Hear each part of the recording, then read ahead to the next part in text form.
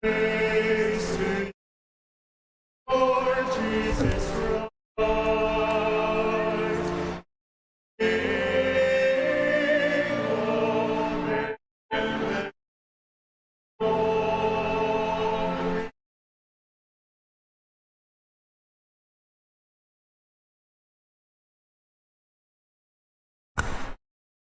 The Lord be with you. And with your spirit. A reading from the Holy Gospel according to John. Glory to you, O Lord. Jesus went to the Mount of Olives, but early in the morning, he arrived again in the temple area, and all the people started coming to him, and he sat down and taught them. Then the scribes and the Pharisees brought a woman who had been caught in adultery, and made her stand in the middle. They said to him, "Teacher, this woman was caught in the very act of committing adultery. Now in the law, Moses commanded us to stone such women. So what do you say?" They said this to test him, so that they could have some charge to bring against him. Jesus bent down and began to write on the ground with his finger. But when they continued asking him, he straightened up and said to them, "Let the one among you who is without sin be the first to throw a stone at her." Again he bent down and wrote on the ground. And in response, they went away one by one, beginning with the elders. So he was left alone with the woman before him. Then Jesus straightened up and said to her, "Woman, where are they? Has no one condemned you?" She replied, "No one, sir." Then Jesus said, "Neither do I condemn you. Go, and from now on, do not sin anymore." The Gospel of the Lord. Praise to you, Lord Jesus Christ.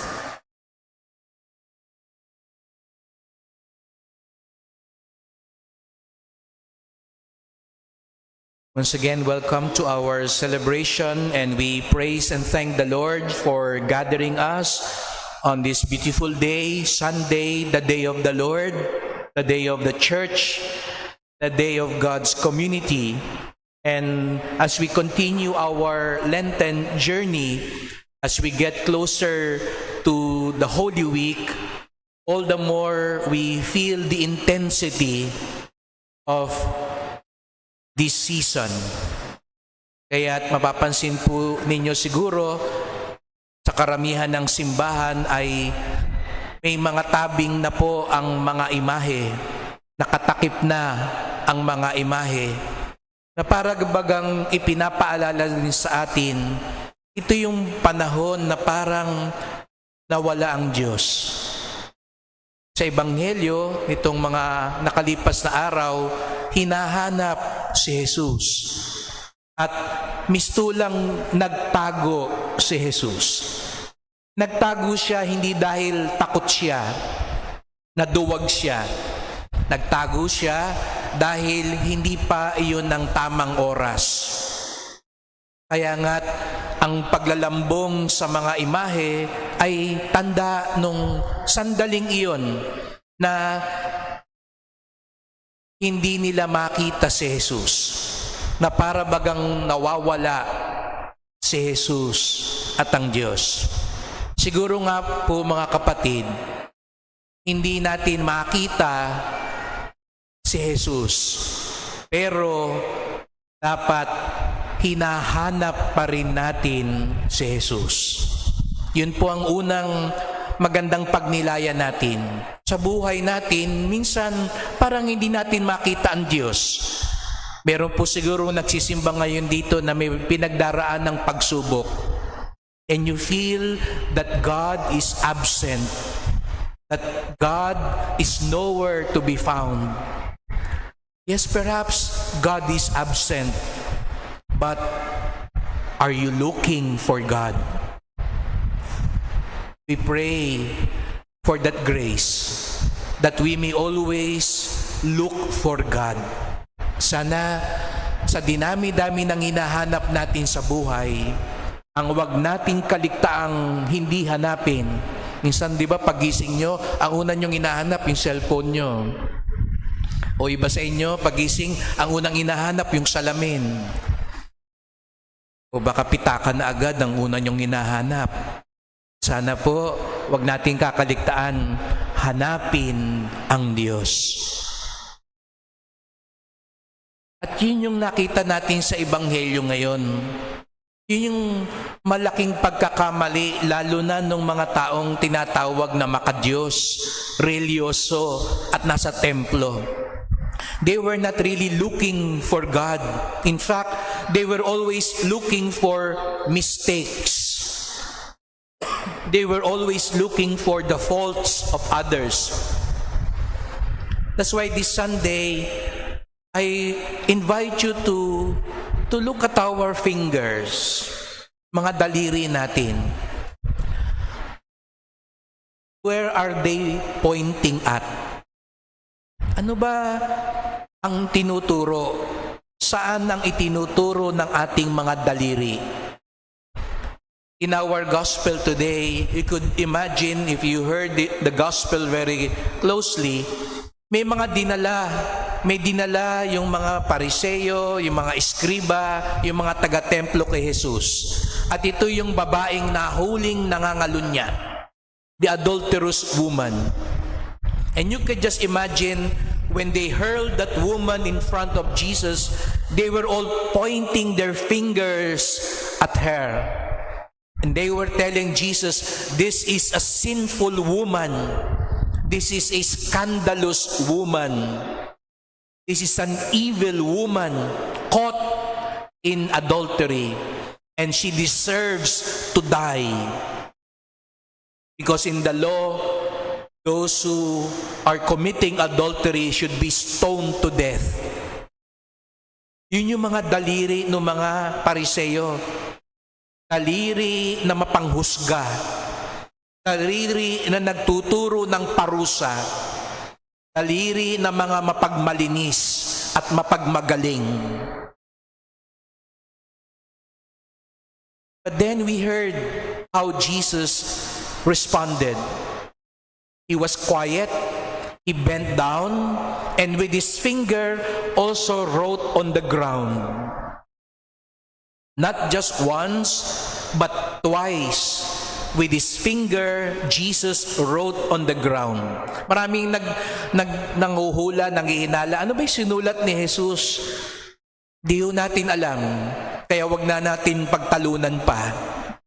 Pero isa ho ang natitiyak natin, yung pagsulat niya sa lupa ng kanyang daliri ay pagturo hindi ng panghuhusga, hindi ng parusa, hindi ng pagmamalinis o pagmamagaling, kundi ito'y pagturo sa pagpapanibago. Pinagbigyan niya yung babaeng nagkasala upang magsisi, magbalik loob, at magbagong buhay. Whereas the finger of the Pharisees point to condemnation, the finger of Jesus points to conversion. Condemnation, conversion. At ito ang mabuting balita sa atin. Opo, marami sa atin ang may pagkakamali. At lahat naman tayo, kasama ho ako, meron ding kasalanan. Pero sa halip sanang ang hanapin natin, ang pagdiskitahan natin ay ano yung pagkakamali, ano ang dapat iparusa, ang ating pagtuunan ng pansin, ano ang dapat nating baguhin at pagsisihan. Jesus is not tolerating sin. Hindi sinabi ng Panginoon, nagkamali ka, okay lang yan, sige, mahal pa rin kita. Mahal siya ng Diyos, pero anong sabi ng Panginoon? Go and sin no more. Tinuturo kung saan tayo nagkakamali. Kaya nga ngayong panahon ng Kwaresma, maraming kumpisalang bayan, maraming mga recollection, maraming pagkakataon ipinapaalala sa atin ang ating pagkakamali. Hindi para kutsain tayo, ipahiya tayo, kundi para tulungan tayong magbalik loob at magsisi. Kung itinatama mo ang kapwa mo, sasabihin mo sa kapwa mo, ito yung mali mo. Bakit? Para ba pahiyain siya o tulungan siyang magbago? Sana, katulad ni Jesus, kung tayo man ay magsasabi sa kapwa natin ng kanilang pagkukulang at pagkakamali, it is not the finger of condemnation, but the finger of conversion. Kaya tayo rin sana, pag pinagsasabihan tayo, huwag tayo magagalit. Huwag natin agad gagantihan dahil yun din ay paraan ng Diyos. Tinuturo ito ng Diyos sa atin para magsisi, magbalik loob, at magbagong buhay. The finger of the Pharisees also pointed to despair. Para sa kanila, wala nang pag-asa tong taong ito. Diba minsan yun ang tukso sa ating lipunan ngayon. Ang tingin natin sa mga nagkakamali, sa mga kriminal, sa mga masasama, dapat dyan, lipulin na lang, tuldukan na lang, alisin na lang. Wala na yan. Wala nang pag-asa yan. Wala nang kinabukasan yan. Mabuti na lang po, hindi ganon ang Diyos. The finger of Jesus points to hope. Not despair, but hope. At yun ang mabuting balita para sa ating lahat ngayon. Kaya siguro pinagsimba ngayon ng Diyos, bagamat marami sa atin ang hindi karapat-dapat, sinasabi pa rin sa atin ng Diyos, naniniwala ako sa iyo. I believe in you. I hope in you. Akala niyo ba tayo lang ang naniniwala sa simbahang ito? Tayo lang ang umaasa sa simbahang ito? Ang una hong umaasa, higit sa lahat, ay ang Diyos. Umaasa siya sa atin. Despite our faults, He is hoping that He will change. He is hoping that we will be more loving, more forgiving, more generous, more peaceful. Because God always points to hope. As we continue with this Mass, as we continue our Lenten journey, as Holy Week approaches, let us pray for that grace, that we may always look for God. Hanapin natin lagi si Jesus. At para hanapin natin lagi si Jesus, let us look at Jesus.